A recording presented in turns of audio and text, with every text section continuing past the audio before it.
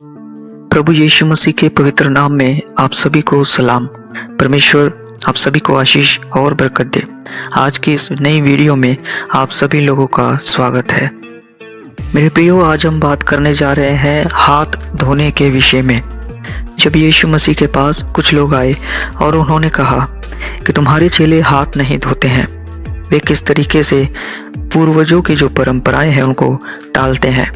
तो इस विषय में वचन हमें क्या बताता है, सही बात क्या है, परमेश्वर के वचन में क्या भेद छुपा है। क्या यीशु मसीह हाथ धोने के विषय में बात कर रहे थे या वहाँ पर यीशु मसीह क्या बताना और सिखाना चाहते थे, आज इसी विषय में हम बात करने वाले हैं। तो इस वचन को समझने के लिए अंत तक ज़रूर बने रहे। अगर आप हमारे चैनल पर नए हैं तो इस चैनल को सब्सक्राइब ज़रूर करें, नोटिफिकेशन बेल को ऑल पर सेट करें ताकि हमारी आने वाली हर एक वीडियो आप तक तुरंत पहुंच जाए। आइए इस वीडियो को शुरू करते हैं। प्रिय, सबसे पहले मैं आपके लिए एक वचन पढ़ना चाहता हूं जो कि मत्ती की इंजील 15 अध्याय उसके 2 वचन में लिखा है। यहाँ पर लिखा है, तेरे चेले पूर्वजों की परंपराओं को क्यों टालते हैं कि बिना हाथ धोए रोटी खाते हैं।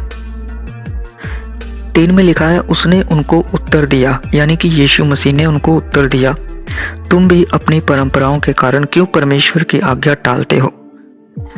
हम आज के कानून के विषय में जानते हैं और हमें ये समझ भी है कि खाना खाने से पहले अपने हाथ धोने चाहिए और ये एक समझदारी की बात है। यीशु हाथ धोने को गलत नहीं कह रहा था और ना ही उन्होंने इस प्रकार का कोई संकेत दिया कि अगर कोई व्यक्ति हाथ धोए बिना खाएगा तो वह बीमार नहीं पड़ेगा।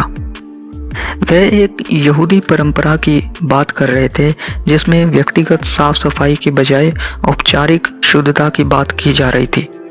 फरीसी और शास्त्री लोग जो थे वह बाहर की शुद्धता पर ज़्यादा ध्यान लगाते थे और उन्होंने इस बात को नोटिस किया कि यीशु मसीह के जो चेले हैं वो बाहरी शुद्धता नहीं रखते हैं, यानी कि उन्होंने हाथ नहीं धोए हैं, सीधा ही खाने के लिए बैठ गए हैं। तो ये बात वो यीशु मसीह के सामने लेकर के आते हैं। परंतु यीशु मसीह के बारे में हम जानते हैं कि यीशु मसीह की हर एक बात आत्मा से जुड़ी हुई बात है। वह हमें आत्मिक उन्नति देती है और जीवन देती है। और जैसे ही शास्त्री और फरीसियों ने ये बात यीशु मसीह के आगे कहा तो यीशु मसीह ने उनको जवाब देते हुए इसी बात पर जोर दिया कि आप अपनी आत्मिक शुद्धता की ओर ध्यान दीजिए। क्योंकि इन वचनों से आगे जब हम 10 वचन से पढ़ते हैं तो यहाँ पर लिखा है, तब उसने लोगों को अपने पास बुलाकर उनसे कहा, सुनो और समझो, जो मुंह में जाता है वह मनुष्य को अशुद्ध नहीं करता, पर जो मुंह से निकलता है वही मनुष्य को अशुद्ध करता है। तो जो आज के भी लोग हैं, आज के समय के जो विश्वासी हैं या बहुत से लोग जो भटके हुए हैं, वे सिर्फ बाहरी शुद्धता के बारे में बात करते हैं, उसी पर जोर देते हैं और दूसरों को दोषी भी ठहराते हैं। पर जो व्यक्ति आत्मा के चलाए चलता है वह आत्मिक शुद्धता की बात करेगा। और यहाँ पर यीशु मसीह ने उनसे यही बात किया कि बाहर से तो तुम बर्तन को चमका देते हो, साफ कर देते हो, परंतु अंदर से वह बर्तन गंदा रहता है।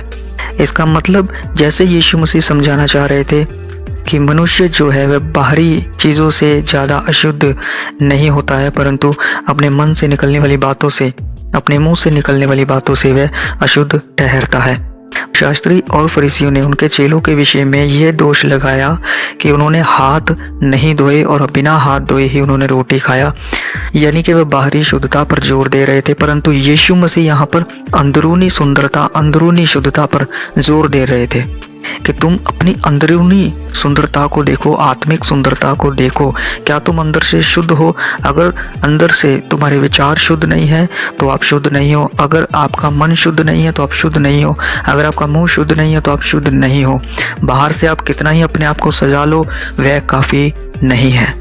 तो इसका मतलब यीशु मसीह हाथ धोने के लिए मना नहीं करते हैं, हमें हाथ धोकर के ही खाना खाना चाहिए और ये एक समझदारी वाली बात है। परंतु हमें ये ध्यान रखना है कि बाहरी सुंदरता से ज़्यादा हमें अपनी आत्मिक सुंदरता पर ध्यान देना है। तो मैं आशा करता हूँ प्रियो कि इस वचन से आपने बहुत कुछ सीखा है। परमेश्वर आपको आत्मिक उन्नति दे, आत्मिक सुंदरता दे। सबको जय मसीह की।